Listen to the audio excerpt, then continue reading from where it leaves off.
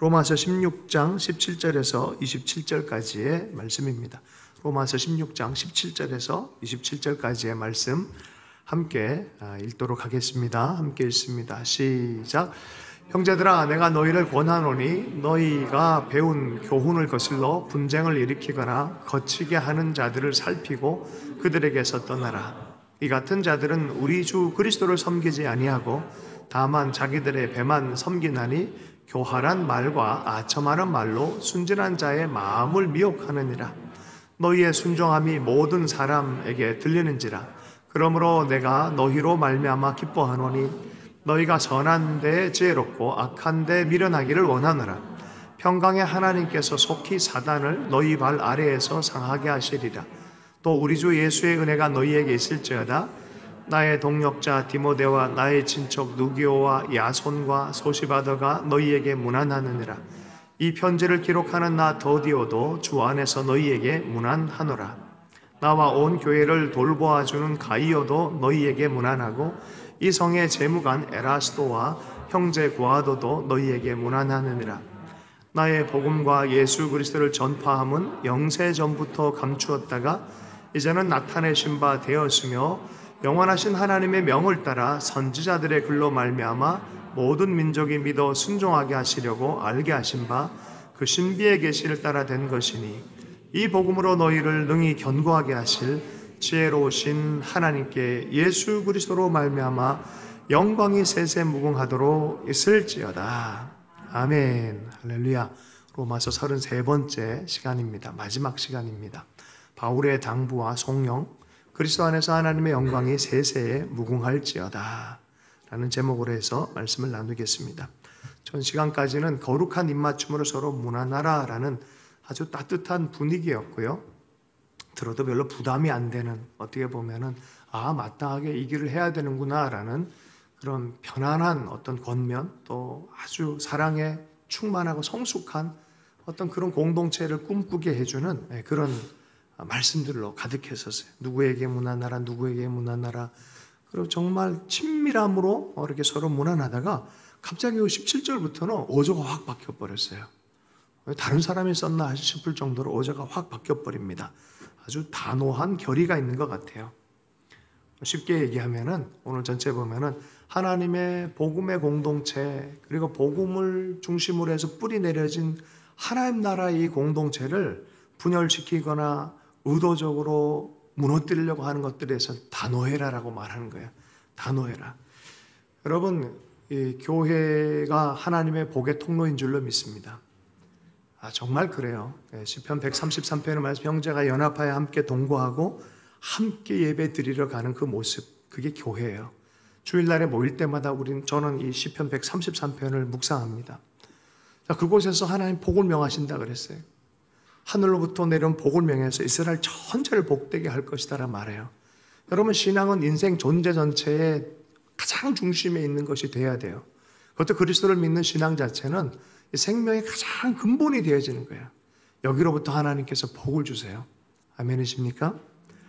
그렇기 때문에 하나님의 공동체, 생명의 통로가 되는 이 건강한 복음적 공동체를 분열시키는 것에 대해서는 단호하게 막아야 된다.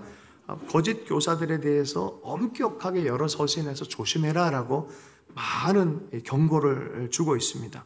분쟁을 의도적으로 일삼는 일들에 대해서 용납하지 말아야 될 것이다. 고린도 지역에서 로마에 가기 전에 고린도 지역에 내가 앞으로 갈 건데 라고 우리가 33시간을 다뤘잖아요. 사도 바울은 며칠을 이걸 썼을까요? 일필휘주로 했을까요? 아니요. 더디오라는 이걸 써준 사람을 통해서 아주 정말 논문 쓰듯이 최선을 다해서 복음에 대해서 다시 강조시키고, 또 왜 우리가 이 이방인 교회에서 어떻게 서야 되는지에서 심혈을 기울여서 꽤 오랜 시간 썼을 거예요. 쓰는 도중에 로마 교회 소식도 다시 듣고, 그러다 보니까 로마 교회 안에 너무 잘하고 있는데 이런 분열적 요소에 대해서는 경계를 해야 된다라고 하는 것을 아마 바울이 느꼈던 것 같아요. 여러분, 어떤 교회가 좋은 교회입니까? 예수 그리스도의 반석 위에 세워진 교회인 줄로 믿습니다. 복음적으로 세워진 교회예요. 예수 그리스도의 복음적으로 살아가는 게 좋은 인생이에요. 예수님으로 만족하고 예수님으로 충만한 인생이 좋은 인생인 줄로 믿습니다. 이게 충만해지지 않으면요, 흔들려요. 나는 괜찮아, 요새는. 아니요. 우리 모든 사람이 그런 환경과 상황이 되면 그렇게 됩니다. 그래서 여러분 늘 그리스도 예수로 충만하시기를 축복합니다. 그 반석 위에 서 있을 수 있기를 원합니다. 거기로부터 생수가 흘러 터지는 것을 여러분 이해할 수 있기를 원합니다. 사도 바울은 그래서 경계에 경계를 더하면서 이 마지막 로마서 서시를 이렇게 쓰는 거예요. 단호함이 갑자기 나오는 거예요. 17절, 18절 말씀 이제 본문에 들어가 보도록 하겠습니다. 17절과 18절 말씀을 함께 읽겠습니다. 시작. 형제들아, 내가 너희를 권하노니 그들로 분쟁을 일으키거나 거치게 하는 자들을 살피고 그들에게서 떠나라. 이와 같은 자들은 우리 주 그리스도를 섬기지 아니하고 다만 자기들의 배만 섬기나니 교활한 말과 아첨하는 말로 순전한 자들의 마음을 미혹하느니라. 권한다. 내가 경계하고 권한다. 세 가지예요. 권하고 경계하고 또 잘 분별해라. 이렇게 말하고 있는데 경계의 대상은 누구인가? 복음을 거슬려서 분쟁하는 이들이라는 거예요. 복음을 거슬려서 분쟁하는 자들.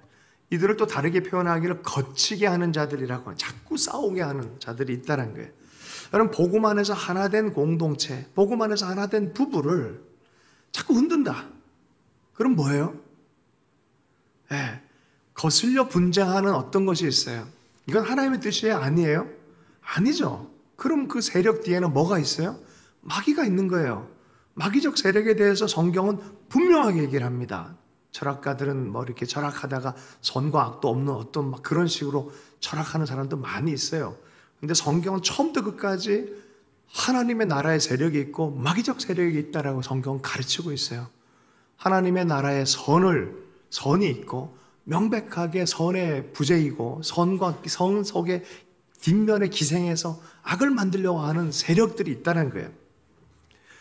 자, 그들의 특징이 뭡니까? 그리스도를 섬기는 것보다 자기를 섬기는 건데 자기의 배, 곧 욕구, 자기가 자기 육신 안에서 누리려고 하는 그 욕구를 따라서 그 욕구 자체가 하나님 자리에 앉혀서 우상 숭배하는 자들이라는 거예요.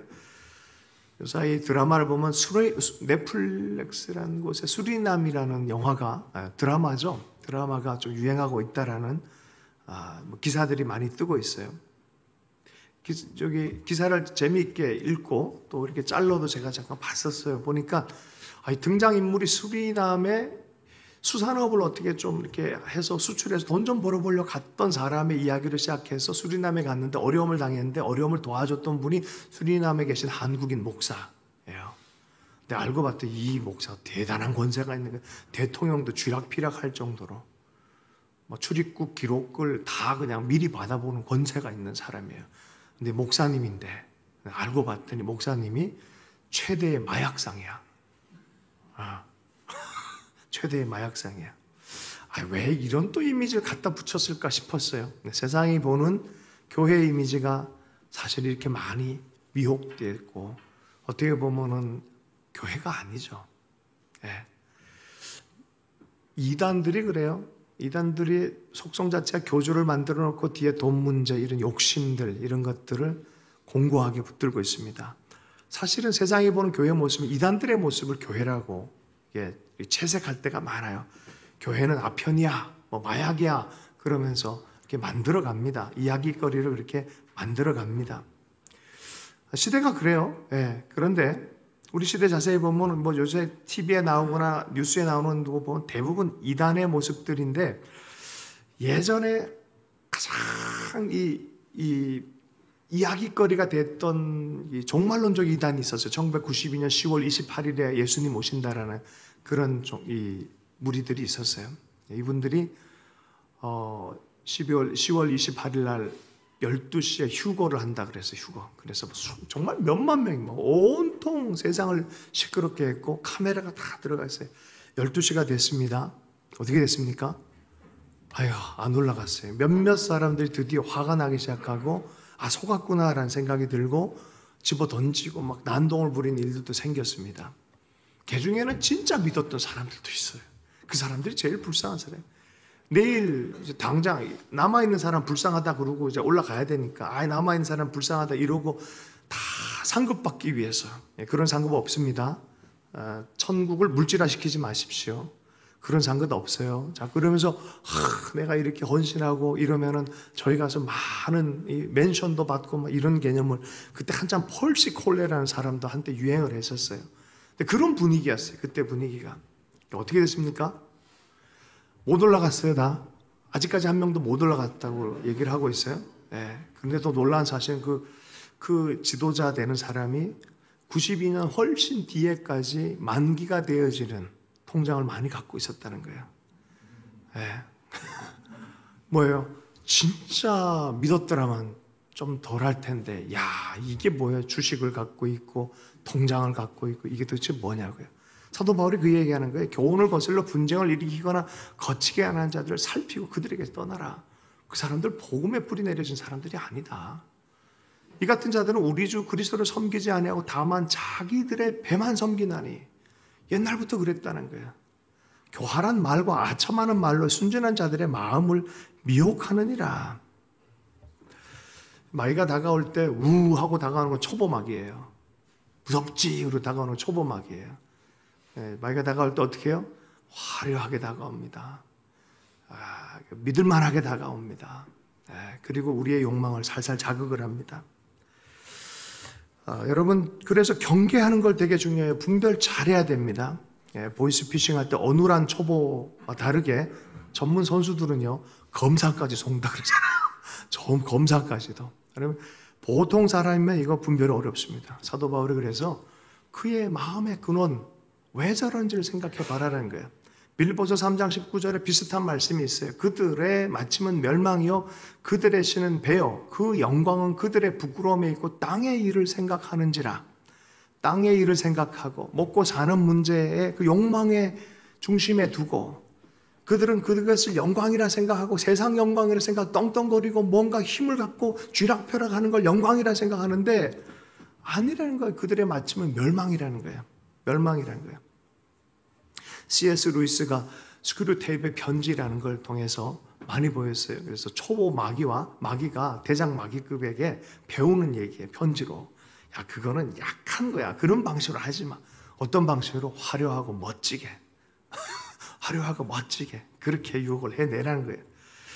교활한 사람들 경계하고 아첨만 하는 사람들 경계하라라고 말해요. 애정을 갖고 격려하는 말과 교활한 말과 아첨은 좀 다르죠. 뭐가 달라요? 말의 형태는 똑같은데 내면이 달라요. 이용하고 무너뜨리려고 하는 건 마귀로부터 온 거예요. 잘 분별해라. 광명의 천사처럼 와서 수익 200% 보장한다 막 그러고 이상한 대로 막 이끌어갈 때 잘 분별할 필요가 있습니다. 여러분, 세상을 영광을 보여주는 게 누구입니까? 마귀예요. 마귀가 세상 영광을 과도 보여줘요. 그럴 때 얼마나 멋진 말로 유혹을 합니까? 상상을 하게 만들어요. 근데 막 상상하다 보면은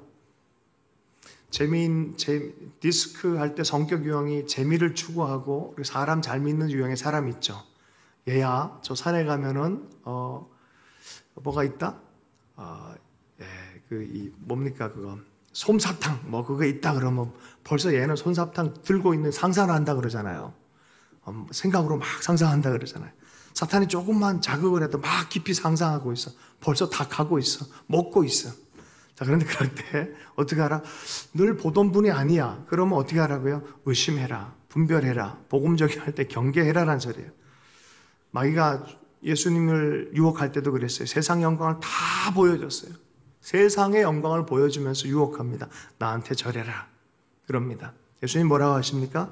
저를 따라서 하겠습니다. 사탄아, 물러가라. 기록되었으되 주 너의 하나님께 경배하고 다만 그를 섬기라. 이게 분리선언이야. 그것에 대해서는 명확하게 아니다라고 말하라는 거예요. 사무엘서 4장 5장 이렇게 보면은 엘리 제사장이 죽음을 당하고 전쟁에서 지고 엘리의 아들 둘이 죽임을 당합니다. 전쟁터에서 죽었어요. 예언대로 죽었어요.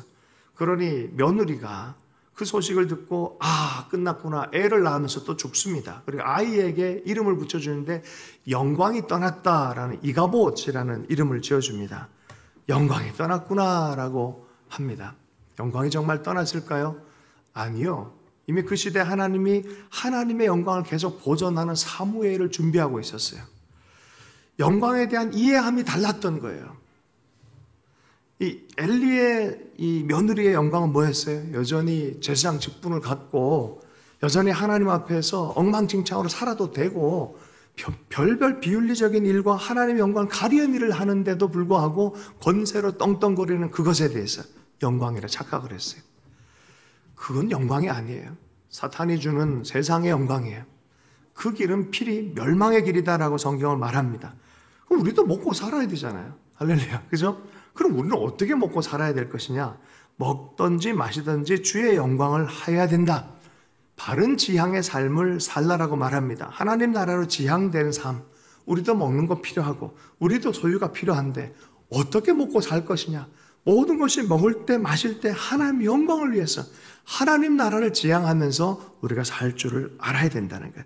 이게 분별력이에요. 좋은 분별력입니다. 19절부터 20절까지의 말씀을 읽어보겠습니다. 함께 읽습니다. 시작. 너희의 순종함이 모든 사람에게 들리는지라. 그러므로 내가 너희로 말미암아 기뻐하노니 너희가 선한데 지혜롭고 악한데 미련하기를 원하노라. 평강의 하나님께서 속히 사탄을 너희 발 아래에서 상하게 하시리라. 우리 주 예수의 은혜가 너희에게 있을지어다. 아멘. 아주 유명한 구절이 나옵니다.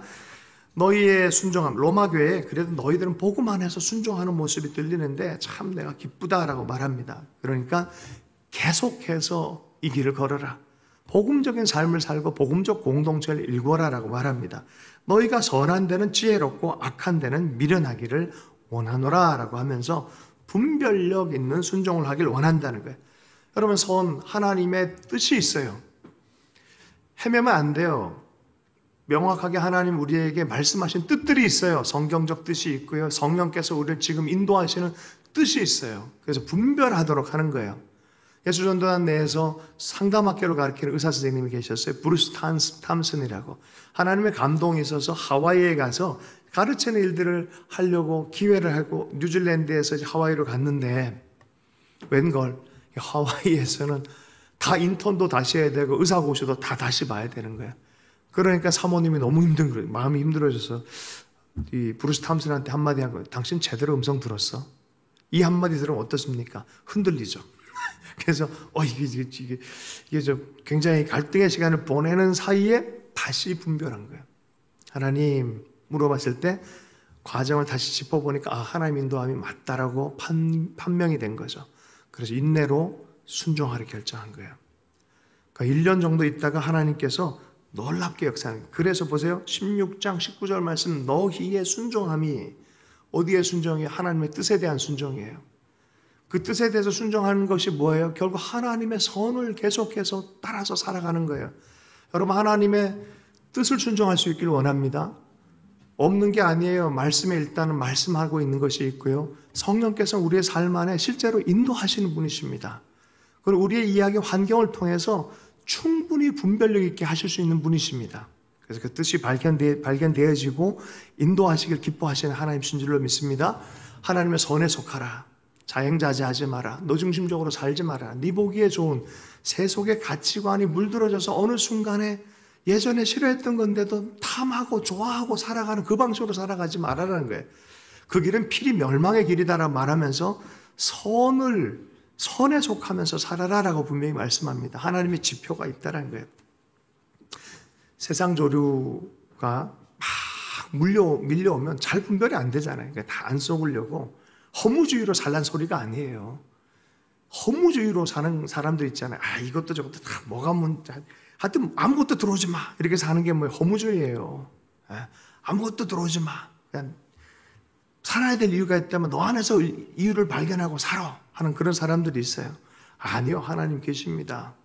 하나님 뜻도 있고요. 하나님의 뜻에 따라서 손을 붙잡고 초점 맞춰서 살아가는 거예요. 먼저는 성경을 따라 살아가야 돼요. 하나님께서 우리에게 알려주신 뜻들이 있어요. 성경도 잘 공부해야 돼요. 2000년 동안 교회의 역사가 있고요. 성경을 해석한 사도적 전통이 있어요. 12사도들이 또 예수 그리스도께서 가르치신 복음에 대해서 교회에 대해서 하나님의 나라의 뜻에 대해서 바르게 읽을 필요가 있어요. 그래서요, 여러분 성경을 중심적으로 사십시오. 아멘. 이게 하나님의 뜻을 따라 사는 거예요. 자, 성경 중심적으로 산다는 소리가 뭔 소리냐? 성경을 꽉 짜면 누가 등장한다고요? 기름 한 방울이 똑 떨어지는데 그리스도가 딱 우리에게 발견되도록 목적하셨어요. 자, 성경 중심적으로 산다는 것은 그리스도 중심적으로 산다는 소리예요. 자, 성경 중심적으로 야, 너랑 성경 공부해보자라고 성경을 공부하는데 갑자기 그리스도가 안 나타나고 이상한 교주가 툭 튀어나와. 그럼 이건 뭐예요? 이걸 이단이라 그러는 거예요. 야, 성경 중심적으로 사시고 그리스도 중심적으로 복음 중심적으로 사는 것들 우리 지향을 해야 될 줄을 믿습니다. 요새 보면은 처음에 성경 공부하다 쭉 가다 보면 삼위일체 하나님에 대해서 살짝 왜곡하죠. 예수님은 뭐 예수님이라 해도 내가 사실은 니들에게만 얘기를 해주는데 내가 보혜사야. 이건 이단이에요. 할렐루야. 하나님에 대해서 뭔가 조금 삐끗 나가는 것, 그건 이단입니다. 그래서 성경을 읽을 때 그리스도 중심적으로 읽을 줄 알아야 돼요. 하나님이 어떤 분인지에 대한 그 십자가의 사랑을 통과해서 성경을 읽기 시작해야 돼요. 그 성경과 더불어 그리스도 중심적인 사고를 할 줄 알아야 돼요. 그리고 하나님 우리에게 주신 보편적 하나님 나라의 사람 백성들의 합당한 윤리가 있어요. 뭐 기본적으로는 10계명이에요. 제가 이 상담을 몇 번 하다 정말 황당한 상담을 몇 번 했던 적이 있어요. 그분들에 대해서 뭐 욕을 하려고 한 의도는 아니고 그냥 제가 사람이 이럴 수 있구나 이런 케이스를 많이 봤어요. 진짜 사랑해서는 안 될 대상들인데 사랑에 불이 붙었고 우리 그냥 사랑하게 해주세요. 이건 하나님 뜻 아닌가요? 뭐 그러면서 찾아오는 분들이 꽤 있었어요. 아니에요. 성경에서는 아니다라고 명확하게 명시된 건 아니에요. 그게 하나님의 뜻을 지키는 거예요. 그 뜻을 살아갈 때 우리는 생명력이 넘치는 삶을 살아갑니다. 말씀을 내 경험이 좋고 아주 보기에 좋다고 해서 내 욕구 위주로 해석하기 시작하면 그 순간 나는 우상숭배자가 되기 시작합니다. 하나님이 하나님이지 내 욕구가 하나님 돼서는 안 돼요. 아닌 건 아닌 거예요. 아멘이십니까? 꼭 기억해야 돼요. 성경에서 아니다 그런 건 아닌 거예요. 나머지 부분은 시대적으로 적용하는 시대에 대해서는 또 함께 공동체가 또 지도자들이 함께 또 나누면서 분별할 필요가 있는 부분들이 있죠.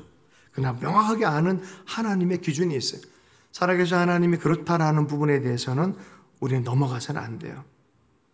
자, 이런 기준이 없은 세대가 무슨 시대입니까? 성경에 보면은 사사시대라 그러죠. 사사기에 보면 맨 끝에 어떻게 끝납니까? 각자 소견에 옳은 대로 행하더라 라 끝나버려요. 지금은 사실 흡사 사사시대를 사는 것 같아요. 1950년대를 지나오면서 2차 대전이 끝나고 나서 모든 철학체계 뭐 여러 가지 체제들이 많이 바뀌면서 절대 기준을 없애버린 것 같은 시대를 살아가요. 각자 옳은 대로 살아가려고 하는 그런 성향이 깊어진 짙어진 시대입니다. 종교를 볼 때도 그런 식으로 해석을 해내요. 사람들이. 그럼 각자 그렇게 가는 거지 뭐라고 생각. 그렇지 않아요. 하나님 살아계신 하나님이시고 그 하나님께서 온 열방의 주께로 돌아오기를 원하고 계십니다. 선의 길이 있고 악의 길이 있어요. 절대 기준이 하나님 계시면요, 그 기준에 맞춰서 선의 길이 있고 악의 길이 있다 성경은 분명히 말하고 있습니다.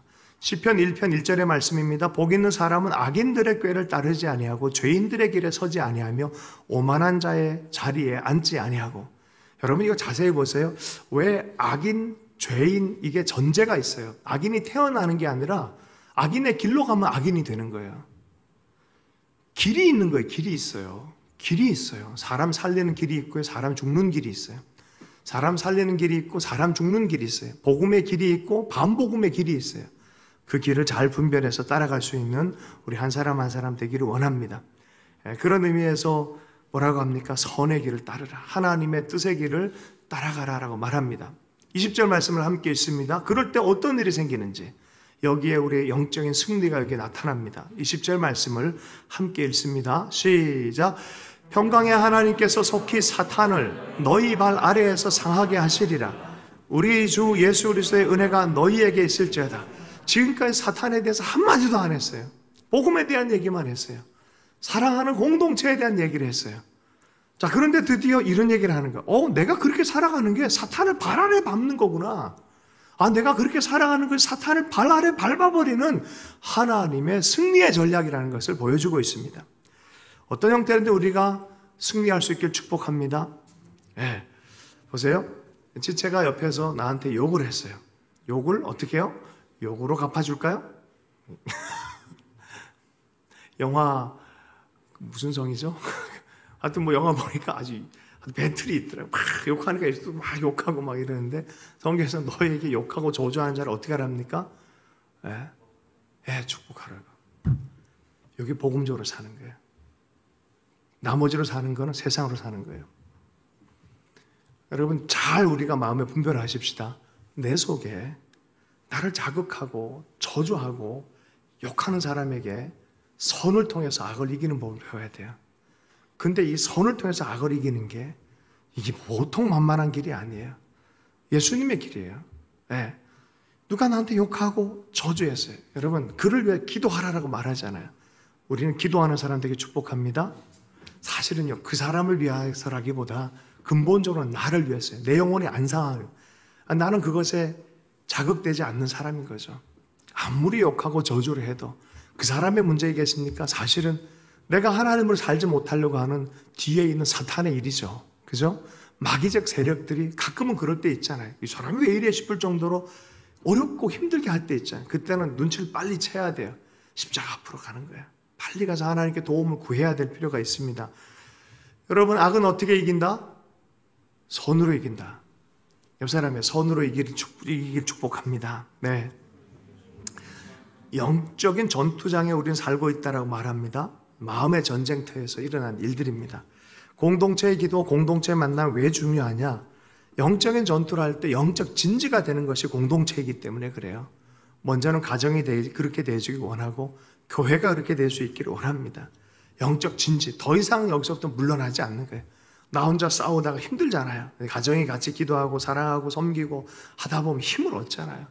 그 교회에서 또 힘을 얻잖아요. 진지가 구축이 되어지고 나면 각 개인의 삶이 또 힘있게 나아가는 줄로 믿습니다. 함께 기도하고 또 홀로도 또 나아가서 또 기도할 수 있도록 가는 곳마다 말씀의 깃발이 날려줄 수 있도록 여러분 우리의 진지를 잘 구축할 수 있길 원합니다. 복음의 영토, 예수 그리스도의 영토입니다. 하나님 나라가 확장되는 것이 바로 그런 방식입니다. 로마서 14장 17절의 말씀인데요. 하나님의 나라는 먹고 마시는 것이 아니요 오직 성령 안에서 의와 평강과 희락이다. 우리에게서 의로움, 하나님과의 관계, 하나님의 임재의 다스림, 그것으로 말미암은 기쁨, 이런 것들이 계속해서 드러나도록 우리는 기도할 필요가 있는 줄로 믿습니다. 한때 제가 정릉에서 사역을 한 적이 있었는데 하나님이 귀한 이 계시의 마음들을 부으실 때가 있었어요. 가난한 사람들이 많이 있고 때로는 막 부딪히는 일들이 많이 있는데 왜 이 지역엔 자꾸 이런 분위기와 이런 정서가 있을까라는 생각. 옆에 보면요 미아리 텍사스가 있고요 그 뒤에 보면 점집이 수백 곳이 있었고 지금은 싹 거의 사라졌어요. 굉장히 많이 사라졌어요. 뭐 불교, 무당 뭐 이런 별별 희한한 것들이 우리 하나님에 대한 문화보다는 하나님이 기뻐하지 않는 어떤 대적하는 문화들이 가득한 곳이었어요. 한번 그런 마음을 제 마음 안에 이렇게 넣어주셨어요.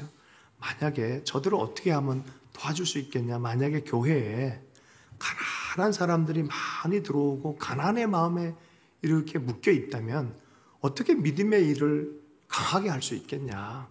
그럼 교회가 하나님 안에 있는 부요함으로 축복하는 것들을 가르치기 시작하면 저들에게서 그러한 부분들이 벗겨지지 않겠냐 하면서 반대의 영으로 이길 수 있기를 그런 마음을 부었어요. 만약에 교만한 사람들이 많은 곳이라 그러면 어떻게 이겨요?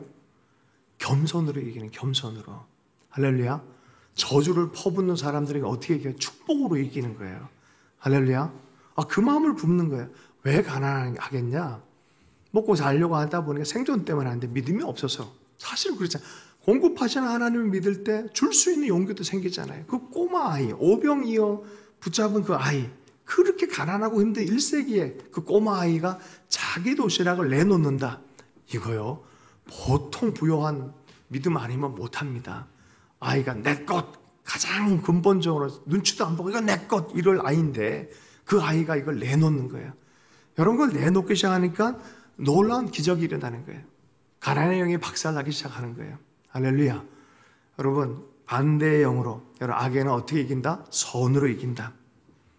이번에 우리 사역자들이 삼수령을 1박 2일로 리트릿을 다녀왔습니다. 또 한 해를 준비하는 마음으로 기도하며 또 여정을 좀 다녀왔는데, 가서 그런 말을 이렇게 들으면서 감동이 됐고, 또 마음 안에 기도에 대한 제목으로 이렇게 가지게 되어졌는데, 그곳에 가면 대천덕 신부님의 아드님인 벤토레이 신부님이 삼수령이라는 곳에서 또 네 번째 강 통일을 준비하면서 공동체를 일구고 계십니다. 그런데 이분이 52살에 2005년에 한국에 오셨는데, 아버지 장례식을 치르고 나서 하나님의 특별한 계시적인 어떤 인도함을 받고 오셨어요.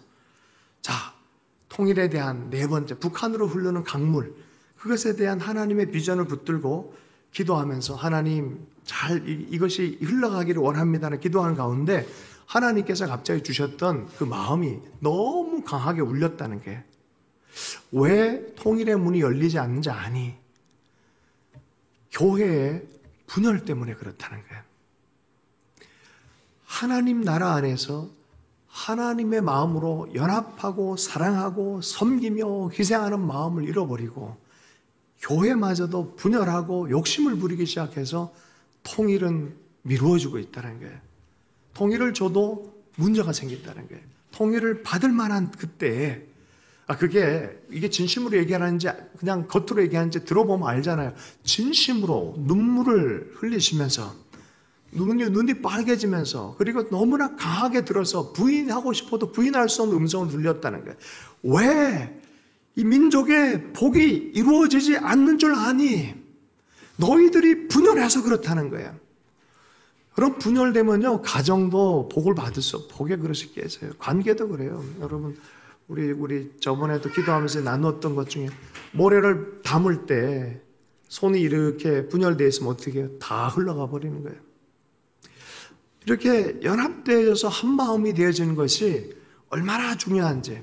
분열은 어떻게 이긴다? 하나로 이긴다. 연합으로.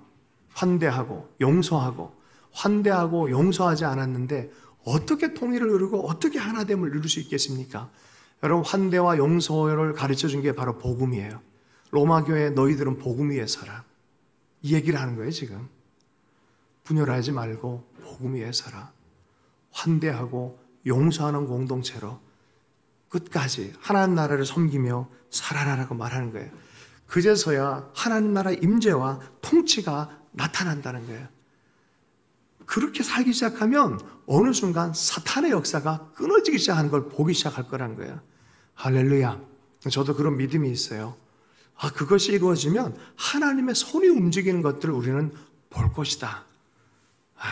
우리가 하나 되고 교회와 교회가 서로를 위해서 기도하고 상처를 싸매주고 비난보다는 세움에 발을 씻어주고 눈물을 닦아주고 연합하기 시작할 때 잘되는 가정, 하나님 나라의 교회가 일어날 줄로 믿습니다. 우린 그렇게 사십시다. 사도 바울이 로마를 향해서 이걸 얘기한 거예요. 그렇다면 마지막 그날에, 하나님이 예비하신 그날에 승리의 날이 올 것인데 그날에 승리할 것이다. 약간 정말 좀 더 이제 권면하고 권고하는 그런 마음에서 저도 좀 나누고 싶은 마음이 이렇게 곁에서 이제 나누고 싶은 마음이 있어요. 여러분, 성결교단이라고 있어요. 성결교단. 우리 정통교단 중에 하나예요. 5대 교단 중에 하나가 이제 기독교 교단 중에 하나의 성결교회인데, 이 성결교회에서는 복음을 네 가지로 얘기를 합니다. 중생의 복음, 성결의 복음, 신유의 복음, 재림의 복음. 치유되는 것이 육체적인 것도 치유하시는, 그분이 채찍에 맞으심으로 내가 나음을 입었다라는 그 말씀을 그대로 믿어요. 정말 육신적으로 영적으로 모든 차원의 하나님의 치유가 임하는 그런 복음, 예수 그리스도의 복음이라, 우리에게 주신 복음이라는 거예요. 할렐루야. 복음 안에 서 있다는 것은 모든 것이 고쳐지고 회복되는 걸 의미한다는 거예요. 완성하는 날이 언제? 주님 오시는 재림의 날이라는 거예요. 재림의 복음. 주님은 반드시 오신다. 자, 예수 그리스도로 말미암아 우리가 다시 태어나 영적으로 죽었던 사람들이 영적으로 살아나는 거예요. 하나님을 지각할 수 있는 영적인 눈이 떠지고 탄생이 시작된 거예요. 중생의 복음이라고 얘기를 해요. 두 번째가 뭐냐면은 성결의 복음이에요. 성결의 복음. 무슨 소리입니까? 계속해서 하나님의 선을, 하나님의 나라의 일을 밝히며 하나님의 거룩을 향해서 추구하는 그리스도를 따라가는 성결한 복음. 이 복음은 바르게 믿는다면 나로 하여금 성결하게 하시는 복음이라는 거예요. 예수 그리스도를 믿는다고 하면 내 삶 안에 계속해서 하나님의 거룩이 나타나는 성결의 복음이라는 거예요. 당연하다는 거예요. 늘 선에 속하고 악을 이기는 그 삶을 살 수밖에 없다는 거예요. 자, 이 성결교 라인에서 한 교단이 또 탄생을 했어요. 그 교단이 이건 오중복음으로 해석을 해요. 자, 중생의 복음 얘기를 합니다. 신유의 복음 얘기합니다. 재림의 복음 얘기를 합니다. 그런데 이 성결의 복음을 성결해 보려고 그러니까 이게 내 마음대로 안 되네. 여러분 그렇지 않아요? 그러다 보니까 이 성결이라는 주제를 성령 충만으로 바꾸고, 그래서 사람들이 하나님의 복을 받아야만 이게 가능하다 싶어서 성령 충만과 축복으로 성결이 전환되어 버렸어요. 이게 성결의 바탕 안에서 성령 충만과 하나님의 축복이 흐른다는 너무 기가 막힌 주제 아니겠어요? 근데 어느 순간 사람들이 선을 택하는 성결보다는 물질적 축복으로 영광을 변환시켜 버렸어요. 그러다 보니까 이 복음이 해석이 잘못됐어요. 내가 성결하게 살지 않고 선을 따르지 않아도 축복받는 게 좋지. 정확하게 예수님께서 바울이 경계했던 교회를 복음 위에 세우지 않는 교회가 탄생하기 시작하는 거예요. 처음에 시작할 때 그런 뜻이 아니었어요. 여러분, 하나님의 선을 택하길 축복합니다. 성결하게 하신 하나님, 그 하나님의 성결 깊은 곳에 뭐가 있는 줄 아세요? 하나님의 사랑이 있어요. 하나님을 아는 그 사랑을 기반으로 해서 우리는 성결함으로 나아가는 거예요. 더 잘 사랑하기 위해서 우리는 성결한 삶을 살아가는 줄로 믿습니다. 하나님을 경외하는 그 마음, 성결하고 거룩한 삶, 이것이 바로 그리스도인들이 살아가는 복음의 삶이에요. 이 삶은요, 복 있는 삶인 줄로 믿습니다. 자, 근데 솔직히 얘기해서 인지는 하고 따라가야겠다 마음이 드는데 이게 사실은 우리 힘으로 잘 안 되잖아요. 그래서 사도 바울이 한마디 더 붙입니다. 로마서 16장 20절 하반절의 말씀을 함께 읽어보겠습니다. 시작.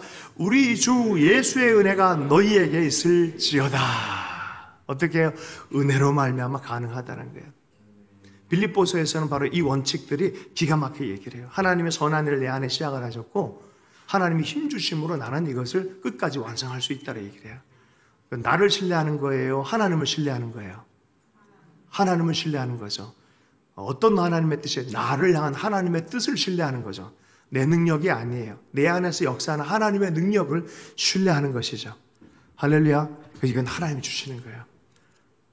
무슨 소리예요? 너희들 지치지 말아라. 네 힘으로 하는 거 아니다. 너희들 포기하지 말아라. 잘하고 있다. 너 힘들지? 빨리 나와, 빨리 나와. 또 공급하시는 하나님을 신뢰해.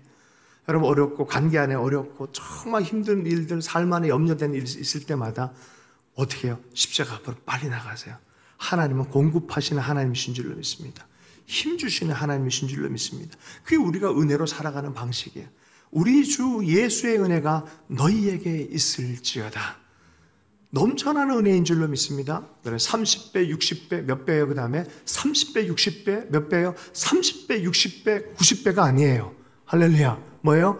30배, 60배, 100배예요. 어떤 사람이 너무 궁금해서 하나님께 물어봤다니까. 아니 30배로 가야 되는 거 아닙니까? 30배, 60배, 90배 아닌가요? 그때 주님이 한마디 하셨대요. 내 은혜는 계산대로 안 되고 넘친다. 넘쳐나는 은혜다. 할렐루야. 옆 사람이 은혜가 넘칠지어다. 네. 은혜의 본질이 그거예요. 나오면 넘치게 채워주시고 능력 주시고 은총 주시는 하나님이시다. 그래서 사도 바울이 이걸 믿었다. 우리 주 예수의 은혜가 이 복음 안에서 넘쳐난 이 은혜, 언제든지 그 그리스도 예수의 십자가 안에서 주시는 오래된 하나님의 복음, 이 복된 소식, 이것이 너희들에게 넘쳐나길 원한다. 너희 삶 안에 관계가 은혜로 넘쳐나길 원하고, 가정의 은혜로 넘쳐나길 원하고, 교회가 예수 그리스도의 이 순전한 복음과 하나님 나라를 뿌리내려진 이 삶 안에서 충만한 은혜가 넘쳐나길 원한다는 거예요. 그리고 나서 21절부터 24절까지 8명의 동역자 그룹을 소개하면서 우리도 같이 인사한다. 그러면서 재미난 22절의 표현은 이 편지를 기록하는 바울의 말을 기록해주는 기록관인 더디오, 나 더디오도 주 안에서 너희에게 문안하노라. 이걸 어떻게 썼어요? 더디게 썼어요. 누가 썼다? 더디오가 썼다. 더디. 아주 심혈을 기울여서 한자 로마서를 쓴 거예요. 네. 그렇게 쫙 쓰고, 나도 너희들에게 로마 교회를 향해서 내가 너희들에게 같이 나도 문안한다.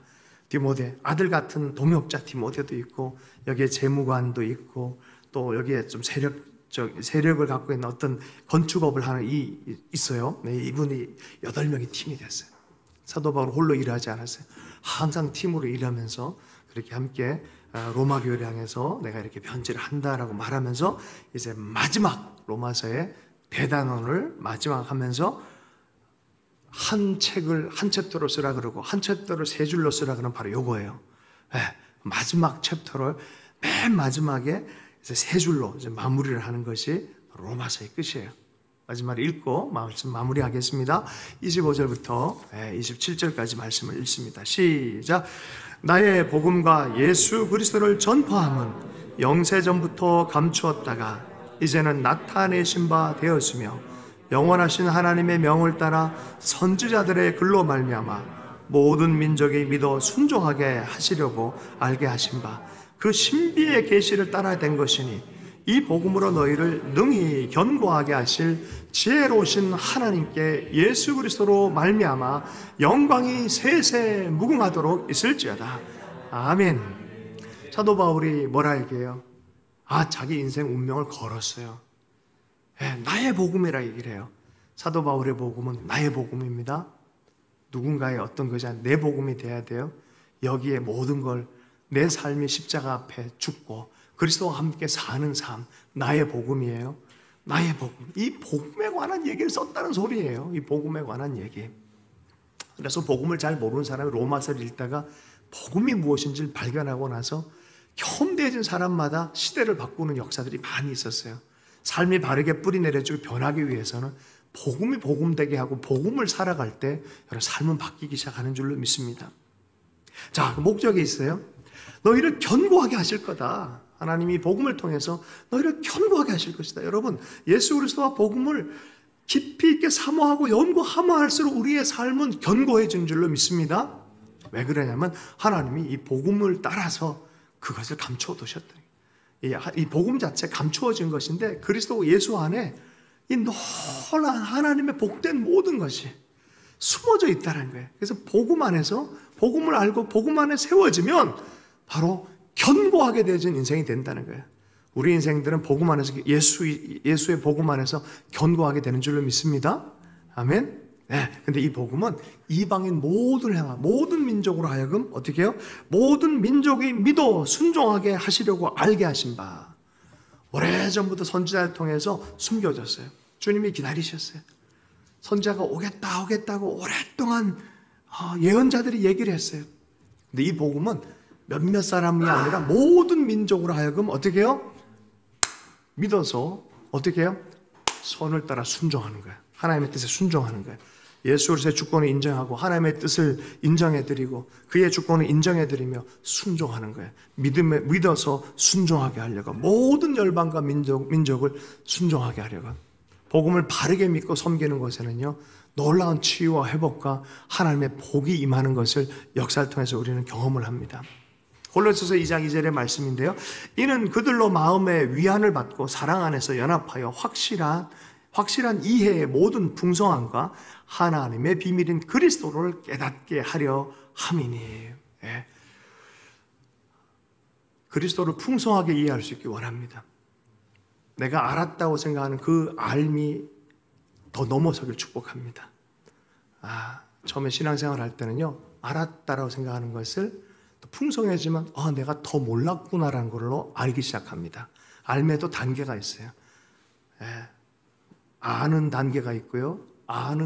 모르는 걸 아는 단계가 있어요. 내가 모르는 것을 아는 거예요. 그것도 풍성해지니까. 그리스도가 내가 모르는 더 풍성한. 성경에 그래서 이 얘기를 했구나. 하나님 나라와, 오시는 나라와, 영원한 나라와, 그것이 내 삶과 연결되어져 있고, 내가 그렇게 사는 게 당연한 것이구나. 알면 알수록 신비해지는 것이죠. 그래서 존 스토트 목사님이 복음의 4중 계획이라고 이 본문에 대해서 얘기를 했어요. 성경을 통해 하나님의 명령을 통해 믿음의 순종을 하도록 모든 민족을 위하여 복음이 전해져야 된다는 거예요. 마지막으로 이제 마무리를 하겠습니다. 다시 한번 읽어보십시다. 27절의 말씀. 자, 이렇게 복음에 대한 얘기를 한 다음에 너무 하나님의 구원의 신비, 복음의 신비가 놀랍잖아요. 그래서 11장에서 노래했던 거랑 비슷한 느낌으로 노래합니다. 16장 27절 말씀을 함께 했습니다. 시작. 지혜로우신 하나님께 예수 그리스도로 말미암아 영광이 세세무궁하도록 있을지어다. 하나님 놀랍습니다. 이걸 알게 하신 분, 감추었다가 이제 드러나게 해주시고, 계시되어 해줘서 내가 믿게 해주시고, 감추었다가 이제 지금 하나님 역사 안에서 드러나게 하시고 알게 하시고, 하나님의 놀라운 경륜 안에서 인도하시는 이 놀라움, 하나님의 뜻은요 사실은 영원에 속합니다. 그것이 우리가 짧은 살아있는 인생 가운데 하나님이 이런 계시를 통해, 복음도 여전히 오래전에 영원으로 준비하셨지만 우리의 시간을 통해 계시가 되어지는 거죠. 그리고 우리가 알게 되어진 거죠. 능력으로 새로워진 것들을 경험하기 시작합니다. 여러분, 복음 안에서 살아가는 인생 되게 축복합니다. 그리고 그 안에서 그 선한 길, 하나님의 뜻한 그 길을 계속해서 가기 시작할 때 우리 삶 안에 하나님의 놀라운 승리들을 보게 될 줄로 믿습니다. 복음 안에 사는 삶을 절대 멈춰서는 안 돼요. 힘이 들고 어려운 일들이 생기실지라도 여러분 포기하지 않고 걸어갈 수 있기를 원합니다. 삼주령 얘기로 말씀을 마무리하겠습니다. 올라갔더니 그런 얘기를 하시더라고요. 폐광이 거기 많은 태백 지역 다 폐광이 되다 보니까 지역을 개발하기 위해서 좀 정부 차원에서 어떤 플랜을 할 때 강원랜드 하는 데 있었잖아요. 그 도박하는 그곳에서 와서 이걸 좀 세우겠다 하니까 정부가 이걸 내준 거예요. 근데 이 대천덕 신부님이나 예수원은 그걸 원하지 않았어요. 그리고 주민들도 동일한 마음이었는데 어떻게 밀어붙여서 이게 생겨버린 거예요.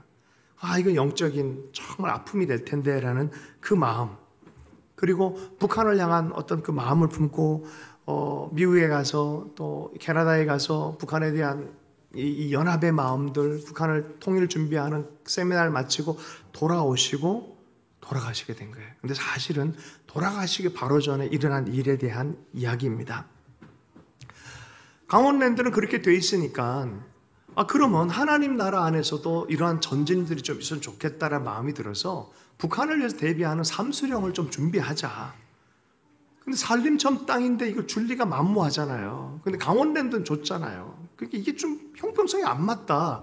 우리도 한번 지원을 해보자 하고 어떻게 했는데, 그렇게 기도도 했는데 결국은 좀 어렵다라는 결론은 거의 다 났을 때 일입니다.